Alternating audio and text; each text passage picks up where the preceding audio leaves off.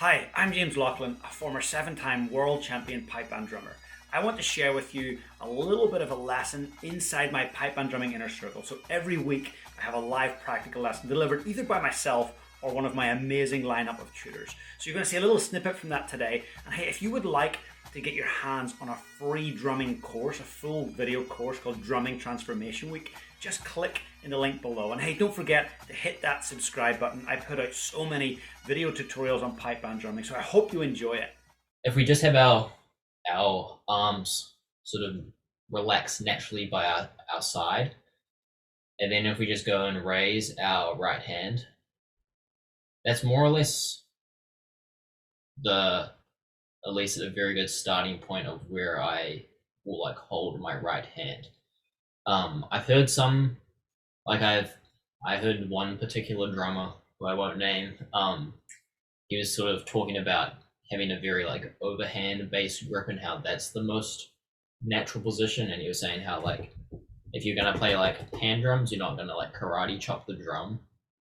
I kind of have like an in between to that where I'm not really a huge proponent on like having a perfectly overhand grip when I'm using my right hand or match grip. But I also don't use like a completely like thumb on top French grip kind of position as well. It's sort of in between, or what is now called the American grip.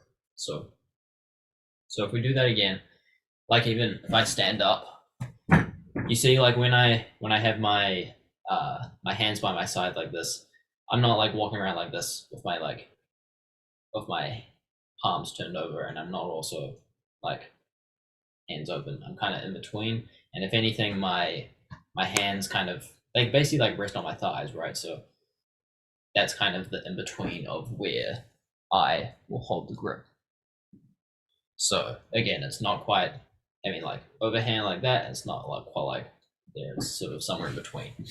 So we just take the stick in our left hand for now, and have it naturally out our side. You just raise it up.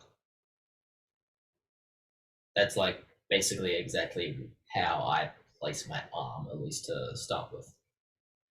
The second point I wanted to cover is the fulcrum point. So the fulcrum point is basically where the stick will pivot on our hand. So the fulcrum point where it is on the stick is generally considered where you're going to get the most bounce out of the stick, or the most response without doing anything.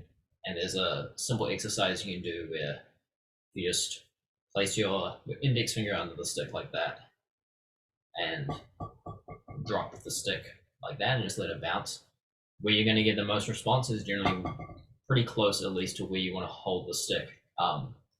There are some nuances with that where if I'm playing in a band. Hey James, how's it going? You good? So when I'm holding the fulcrum point, it's not necessarily like a completely it's not like a set in stone position where it never moves. Like if I'm playing like a solo and I want to play like a solo drumming competition, I want to play with a bit more finesse, and generally the dynamic is going to be lower. I might hold it up a little further, say about there, so I have a bit more of that stick underneath my hand. So, but then if I'm playing in a band, especially if like that band tends to hit pretty hard, which most of the bands that I've played in, that has been the case, sort of play more of the like the Northern Irish style, courtesy of James, as opposed to like the Scottish style that generally is a little more relaxed, I would say. And neither is like right or wrong, but that's just kind of how I would have been taught to play. So in general, it's where you're going to get the most response out of the stick, but don't be afraid to move it, a centimeter up and down, depending on the context. The next thing I wanted to go over is the index finger. So what you might see a lot of people is that they hook the index finger round. I'm not completely against that. In fact, when I actually play drum set, especially since the stick is a little skinnier when I play drum set, I will actually often play more like that with the index finger hooked round slightly. But what I don't want people to do is having to close up completely like that. So if you are going to hook your index finger round, I would suggest it just be a slight, like a very relaxed, just kind of hook. But generally when I'm playing like pipe band snare drum, I have it pointed down, and it's not like completely straight, it's just kind of relaxed and sitting there. Because the general idea is that, at least the way I think of it, is that you're holding the stick between these fingers, and then you're propelling the stick with these fingers. This finger I generally don't use to actually move the stick, at least not directly. But some people do that as well, and it works. So it's just my preference.